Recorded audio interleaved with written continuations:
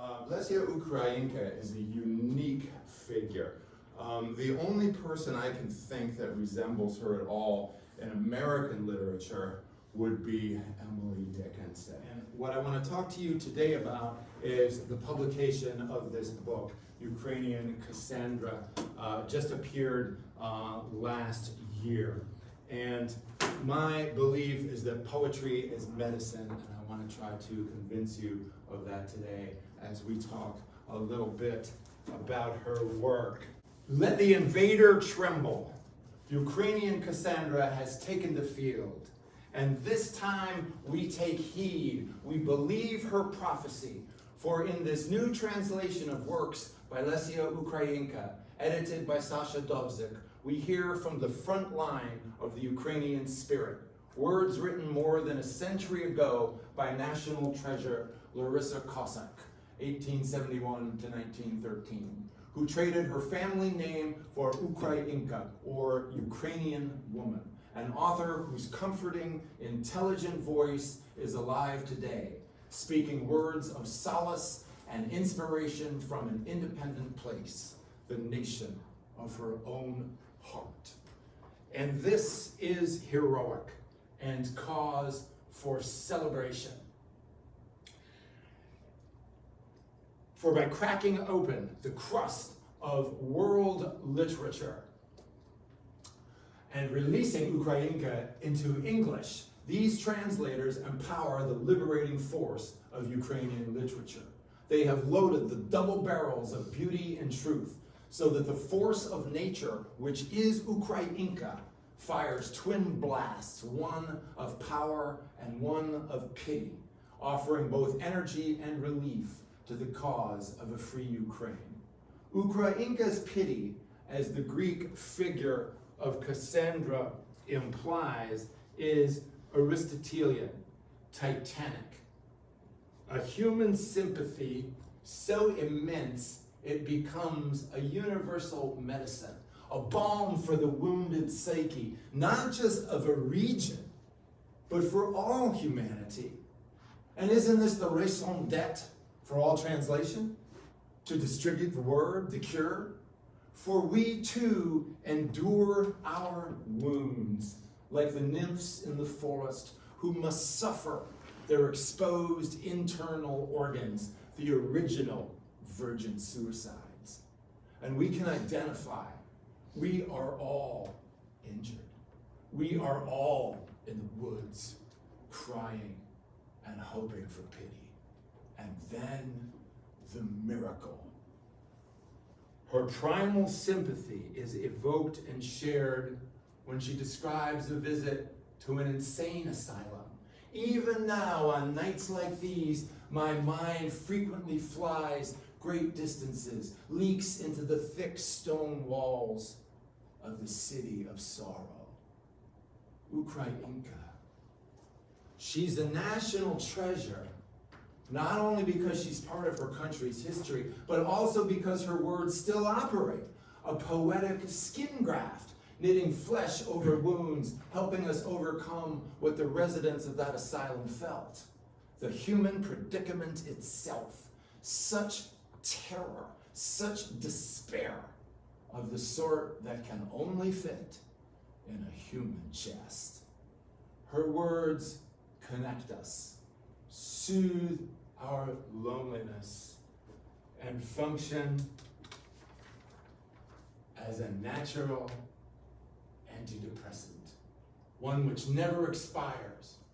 Ukrainka is part of the country's immune system, and Cassandra is her booster. Enter Mavka from Forest Song, which is now marvelously reimagined as an internationally acclaimed animated film, whose protagonist is a blend of contradictory archetypes: huntress, witch, sorceress, priestess, temptress. Ultimately, though, she is Protean, a shapeshifter, the fluid druid. Yet at the core of these changes, she is animated, by psyche, or in Greek, soul force. And while this partakes of Genesis, fertile and fecund, she's no Venus de Willendorf fertility goddess. She's far more life and wild. And this is what makes her unique in literature. For although Mavka is decidedly feminine, her character extends beyond gender, expanding from the physical into the metaphysical.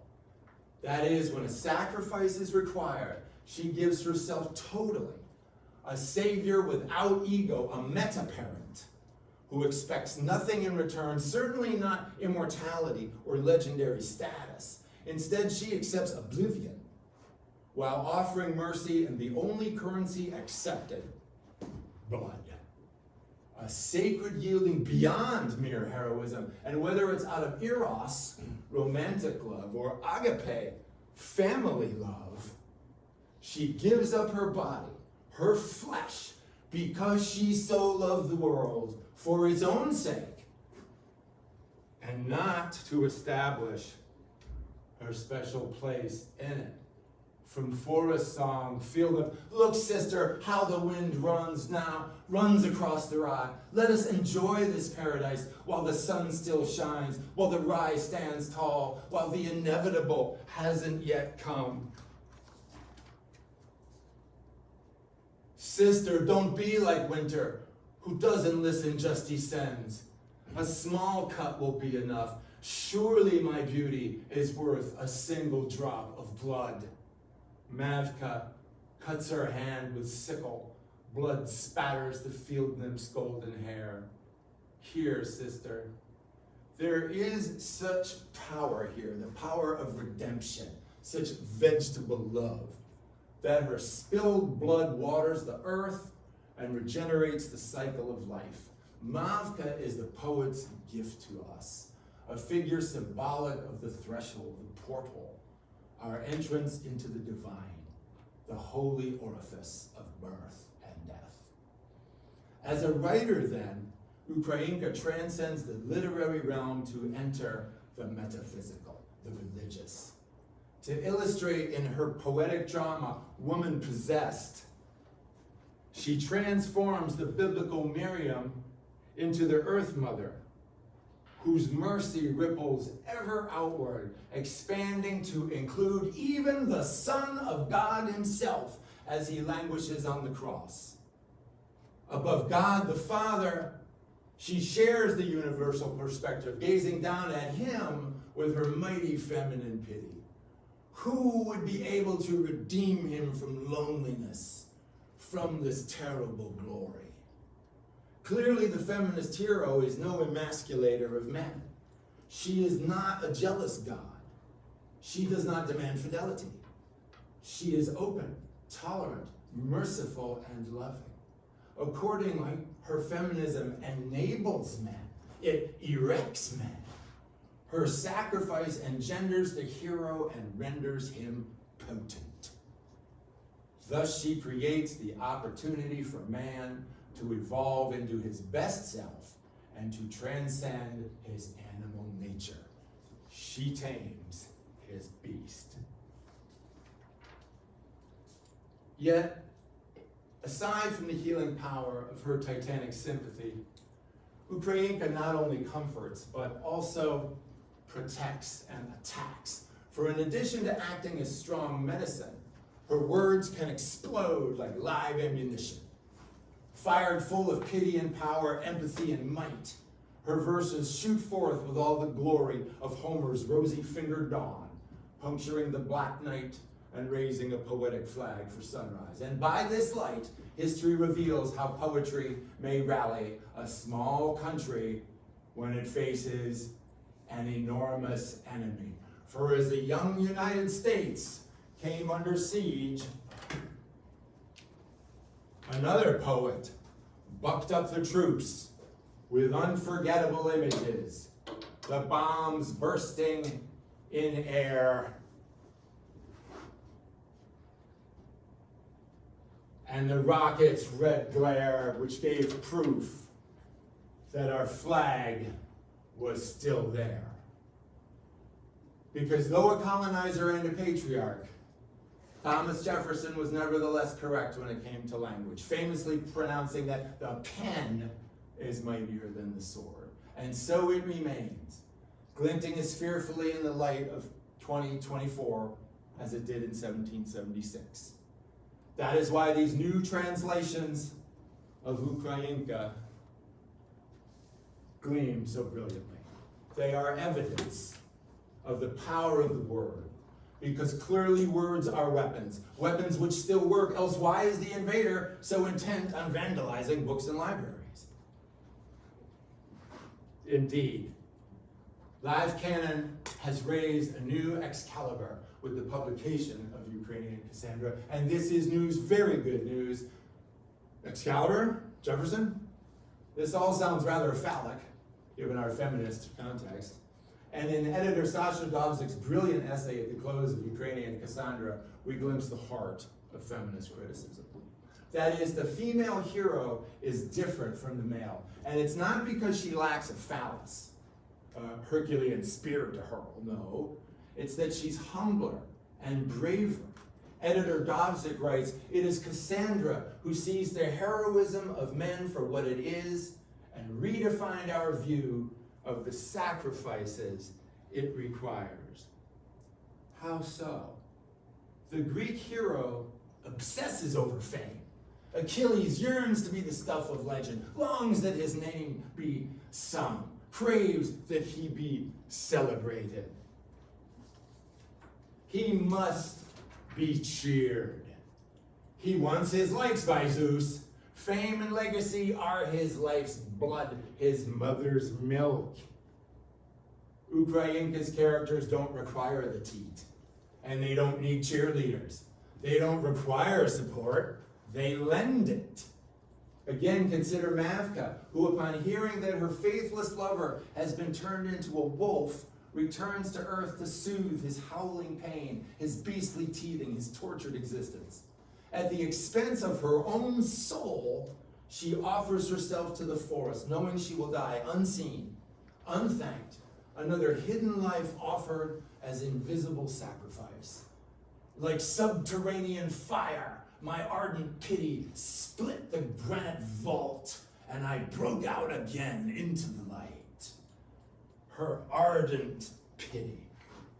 What a gorgeous translation. How dissimilar is her generosity from the lust for fame which motivates Achilles. For Mavka's bravery lacks all hubris. She's a hero neither chivalric nor Hellenic. This establishes Ukrainka's unique place in world literature. Dovzik notes Cassandra's words. So many harder sacrifices, though unfamed, are made by women who leave not even a name to them. The editor goes on to observe that Mavka also stands in stark contrast to the Greek hero Orpheus, who goes into the underworld to rescue Eurydice. His prize secured, Orpheus cannot travel with both his ego and his accomplishment. He can't help looking back. Like a child, he requires recognition. Look, Ma, no hands. Her support is his umbilical cord. Her attention is his prop. Peekaboo, he needs her to say, I see you. Compulsively, he must confirm that he's followed. Orpheus is a musician, after all, and a star needs his fan. His hubris requires her gaze, and she pays the price of his vanity with salt. He acts out of eros, but she acts out of eros and agape. She gives him the teat of her eye, her admiration. But his infantile need, his inability to wean himself, dehydrates her flesh. How small Orpheus and Achilles seem compared to Ukrainka's characters, who act out of power and pity, testament to the divine mercy, the synthetic power of the union of agape and eros, the illumination of the anima of Miriam, Mary, and Mavka. The force created by Ukrainka is elemental, archetypal. It is omnisexual, an ocean of ever-expanding ripples, the divine Om, bridging life and death, filth and flower, organic and inorganic, the holy harmonizer, Christian and pagan, a brilliant shimmering or a prophecy on paper, now beheld and believed, the blood between past and present, the immortal bridge between the dead and the unborn. This is our drive to connect, what the American poet Adrian Rich called the dream of a common language, what the English poet Dylan Thomas dubbed the force that through the green fuse drives the flower. This rose is, by any other name, Ukrainian Cassandra. And again, this prophecy not only cuts, but also creates. This is the true double edge, and it petrified, terrified primitive man. Woman bled, but did not die. Impossible. What magic? Mystery of mysteries. Woman bled not to rot, but grow. And yet Ukrainka remains approachable. We are allowed to look at her and her creations. She would not turn us to stone like Medusa, or incinerate us like Zeus for all her energy. She is human and funny too. Daisy Gibbons renders her letters in a dreamy, ethereal style, and yet we also get a sense of the poet's subversive wit when she writes, "Misanthropy is not my nature, but sometimes I escape people for a little while in order not to start hating them." Who can blame her? At the time of this writing, her house in Crimea, once a museum, lies in disrepair, a shambles, occupied and vandalized by the invader, temporarily. For again, the publication of this book is a blade unsheathed, its metal shining, but its publication too is a prophetic act, a bold stroke, announcing that Ukrainian Cassandra will soon find a place on a shelf in its author's house, where it was birthed from the nation of her heart, beside the wine-dark sea in Crimea. For poetry is medicine, and poetry is a weapon too. That is why we are so fortunate to have been gifted the work of these translators and this editor, for transfusing the still pulsing blood of Ukrainian Cassandra into our English-speaking tongues. Thanks a lot. You've been very patient.